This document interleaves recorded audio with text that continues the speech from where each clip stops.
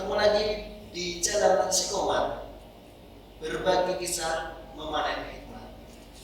Pada kali ini kita akan membahas tentang bahasa bayi. Nah, kita biasanya mengenal bahasa bayi itu dari tangisan ya, wah itu, atau mungkin celotehan mama. Nah, apakah itu murni cara dia berbahasa atau itu adalah simbol-simbol pikiran dari bayi? Nah, pada kesempatan kali ini kita akan mencoba mengulik ciri khas atau khasanah dari bahasa bayi ini. Nah, sebelumnya kita ke bahasa bayi, tentunya ini juga terkait dengan perkembangan kognisi atau cara berpikir bayi. Seperti apa itu? Nah, bayi di usia balita 0 sampai 2 tahun itu masuk dalam tahap berpikir sensori motorik, yaitu bayi dan balita berpikir dengan matanya, dengan telinganya, dengan tangan dan instrumen sensoris motorik yang dia miliki. Nah, apa yang dia pikirkan itu berasal dari pengalaman motoriknya, apa yang dia lihat, apa yang dia dengar. Nah, itu mempengaruhi proses berpikirnya. Cara bayi dalam memahami pengalaman ini disebut skema, yaitu terdiri dari proses adaptasi dan organisasi. Adaptasi ini merupakan skema yang berkembang karena adanya interaksi langsung dengan lingkungan. Misalnya bayi melihat mamanya, atau bayi didengarkan dengan suara-suara lonceng. Nah, ini bagian dari adaptasi.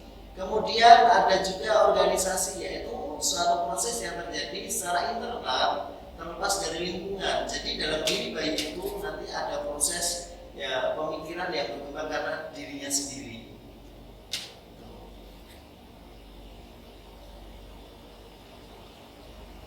Kemudian bagaimana sih pencapaian kognitifnya? Ini ada beberapa tahapan ya tentunya. Di usia 0 sampai 1 bulan, reaksi sekunder dengan motorik terbatas. Jadi cara berpikirnya ini, rasa berpikirnya itu berdasarkan reaksi sekuler. Seperti apa? Ketika menghisap puting ibunya untuk memperoleh akses penglihatan dan suara. Jadi ketika bayi itu nenen ya, istilah ininya kerennya itu dia juga menstimulasi tentang proses penglihatannya dan juga suara dari ibu itu. Jadi yang dia lihat ibunya, gimana ketika nenen itu melihat wajah ibunya, terus kemudian suara ibunya. Nah, ini bagian dari simulasi kognisinya. Kemudian di usia 1 sampai 4 bulan, bayi sudah bisa memahami ekspresi wajah orang dewasa dalam jeda singkat. Jadi kalau ekspresi wajahnya ibunya itu senyum atau marah, itu sudah bisa mulai merespon. Kemudian di usia 4 sampai 8 bulan itu adanya imitasi tindakan orang baru di sekitarnya terhadap objek. Jadi biasanya di usia-usia segini kadang-kala orang tua itu mengasih kayak gerincing atau lonceng yang dengan bayi itu sumber-sumber bunyi. Nah, ini sudah bisa mulai meresponnya. Terus kemudian di usia 8 sampai 12 bulan itu mencari sebuah objek yang tersembunyi. Artinya ketika mainannya itu tidak berada di sampingnya, dia sudah bisa mencari. Kemudian di usia 12 sampai 18 bulan, kemampuan mencari objek tersembunyi dan dipindahkan ke lokasi lain ini sudah mampu. Dan di usia selanjutnya 14 sampai 24 bulan ini sudah bisa mengimitasi terhadap perilaku sehari-hari dalam permainan pura-pura. Jadi sudah bisa bermain peran ya. Kadang-kadang mulai ngambek gitu untuk memainkan perannya supaya keinginannya dipenuhi. Nah, itu sudah secara perkembangan kognisinya sudah bisa. Nah, perkembangan kognisi ini kemudian akan berpengaruh terhadap pola perkembangan bahasanya. terdapat tiga ya perspektif tentang perkembangan bahasa. Dimulai dari perspektif behavioristik. Di sini orang tua melatih keterampilan bahasa anak melalui pengkondisian, operan dan imitasi. Jadi kalau perspektif behavioristik ini apa yang diucapkan orang tua maka itu yang ditangkap oleh si bayi. Jadi kalau misalnya dalam suatu lingkungan nih orang tuanya pakai bahasa Minang gitu, maka nanti bayi ketika di perkembangan di awal itu juga menggunakan bahasa Minang. Nggak mungkin juga ketika orang tuanya mengucapkan bahasa Minang, anaknya mengucapkan bahasa Inggris gitu. Nah, ini malah dari mana orang bingung sendiri ya. Nah, kalau perspektif behavioristik itu apa yang diucapkan oleh lingkungannya, maka itu yang ditangkap oleh bayi. Kemudian ada perspektif nativis. Anak-anak memiliki anugerah bawaan berupa alat akuisisi bahasa. Artinya ini adalah secara genetik kita itu bisa ngomong itu karena memang ada unsur-unsur bawaan, misalnya dari struktur lidah, kemudian struktur rongga mulut. Nah, itu juga mempengaruhi bahasa seseorang. Kemudian ada perspektif interaksionis. Perkembangan bahasa berawal dari adanya interaksi antara kemampuan batin dan lingkungannya. Artinya di sini ada interaksi antara anak dengan lingkungannya. Nah, ini menurut pandangan dari interaksionis. Nah, bagaimana sih perkembangan bahasa bayi itu? Apakah bisa dikatakan sesuai dengan tahapnya atau terlambat ya? Kita coba akan tengok tabel berikut. Nah, ketika 2 bulan bayi ini sudah bisa berceloteh dan mengeluarkan suara menghibur. Misalnya gimana? Gitu. Nah, itu 2 bulan sudah bisa.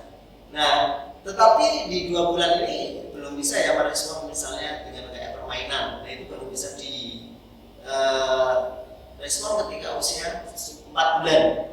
Biasanya ini terkait permainan yang sangat sederhana tetapi ini punya arti, yaitu kayak ciluba itu. Nah, pernah ya dulu ya ketika saudara ketika bayi gitu terus kemudian atau mungkin sekarang gitu ketika menggoda bayi atau adiknya itu dengan apa kayak coba itu terus kemudian merespon dengan senangnya bayi ini ngapain di sini ya.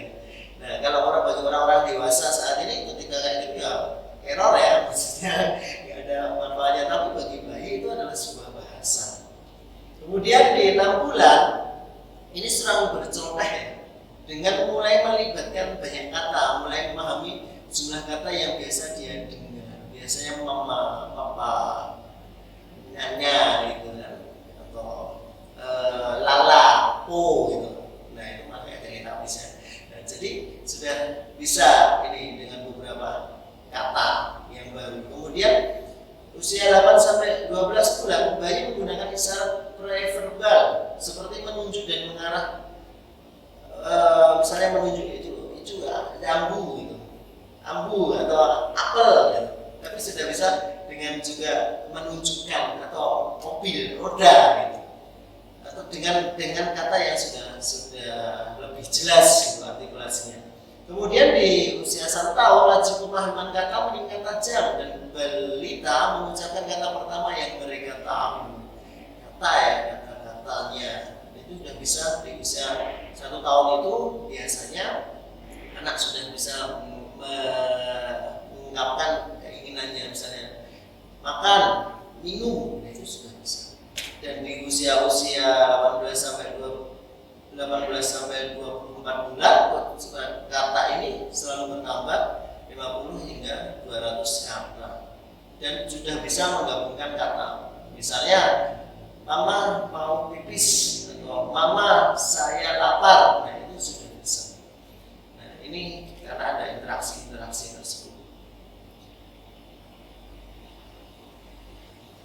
Usia lisan pertama itu sekitar 1 tahun, bergantung pada landasan sensori motoriknya. Jadi ini juga dipengaruhi oleh perkembangan sensori motorik. Biasanya mengacu pada orang di sekitarnya. Perkembangan bayi ini mengacu pada orang-orang atau benda-benda di sekitarnya, misalnya tentang papa mamanya. kemudian binatang yang biasa dia lihat, kucing ya misalnya, meow meow, nah, pus pus gitu. Itu kalau di sekitarnya ada kucing, kalau di sekitarnya adanya cicak ya nggak mungkin pus pus ya, itu enggak ya. Jadi memang di sekitarnya apa yang dia lihat tadi, karena perkembangannya masih sensori motorik. Masa mau manggil cicak dengan meow meow, nah ini malah cicak meow gitu. Oke, objek bergerak itu dengan motor, dengan bola, kemudian makanan yang biasa dia lihat, misalnya susu gitu, minum susu. Tindakan misalnya dada atau isbah itu juga bagian dari bahasa. Serta hasil dari tindakan, tahu terkait dengan panas gitu. Nah itu karena pernah mengalami suatu kejadian, misalnya tangannya kena air yang panas dari minuman, sehingga bisa merasa itu bagian dari usia lisan pertama lagi. Kemudian pada usia 16 bulan itu mengalami underextension. Ananda menggunakan kata kucing hanya untuk boneka berbentuk kucing yang biasa dia gunakan. Jadi kucing ini diibaratkan dengan boneka yang biasa mainan itu, dengan semua boneka itu dia kucing. Itu underextension.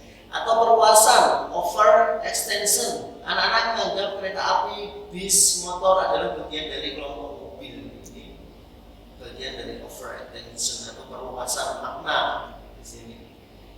Nah, di usia 2 tahun, anak sudah mampu membuat fase ujaran 2 kata yang disebut ujaran telegrafik. Karena seperti telegram berpusat pada 2 konten kata, menghilangkan kata-kata yang kurang penting dan lebih pendek, misalnya mobil ayah itu jadi mobil ayah, atau sepeda poligon kakak, atau sepeda sport kakak gitu menjadi sepeda kakak. Jadi lebih mensimpelkan. Nah ini terjadi di usia 2 tahun, namanya ujaran telegrafik. Nah, gitu. Terus bagaimana sih untuk menstimulasi supaya bahasa anak atau bahasa bayi itu berkembang dengan optimal di usia 0 sampai 2 tahun? Itu ada beberapa cara nih. Oke, cara yang pertama adalah strateginya adalah merespon celotehan dengan ujaran dan kata-kata. Jadi ketika bayi menceloteh mama, papa itu, iya kenapa dengan mama? Oh iya mama ada apa? Jadi direspon, jangan dibiarkan aja mama, ih kamu ngomong apa sih, nggak jelas banget dasar bayi. Nah itu nggak boleh ya. Jadi memang harus merespon dengan cara yang baik juga, yang bijak juga, supaya apa? Supaya si bayi merasa bahwa celotehannya itu memiliki makna sehingga direspon. Kemudian yang kedua adalah menumbuhkan atensi bersama dan komentar atas apa yang dilihat oleh anak. Nah misalnya tadi ambu gitu kan, misalnya gitu, apa sih ambu, kamu tuh mau menuju apa gitu. Oh alah jambu ya, iya jambunya enak sekali, segar sekali, ini jambunya manis, jambunya warna merah. Nah itu adalah sebagai bagian dari respon positif. Terus bermain, ketiga adalah bermain permainan sosial dengan anak. Contohnya tadi cilukba. Bagi kita orang dewasa itu hal yang biasa, tapi bagi anak-anak itu merupakan suatu ekspresi bentuk bahasa juga. Ketika kita bilang cilukba gitu kan, dia akan merespon. Nah responnya adalah biasanya tertawa atau mungkin genting menirukan atau mengimitasi ya, gantian mengimitasi. Tetapi hati-hati loh, ini juga bisa digunakan untuk mendeteksi respon awal anak. Ketika anak dikasih permainan sosial juga, tetapi dia nggak merespon sama sekali, malah cenderung memalingkan wajahnya. Nah, hati-hati, ada apa dengan perkembangannya? Bisa jadi ada hambatan nih dalam perkembangannya, tidak ada interaksi, bagaimana tatap matanya, bagaimana respon ekspresinya ketika mendapatkan perlakuan dari orang lain. Ini menjadi pintu kita mengetahui bahwa bayi itu terhambat apa tidak. Gitu. Kemudian melibatkan balita dengan permainan pura-pura.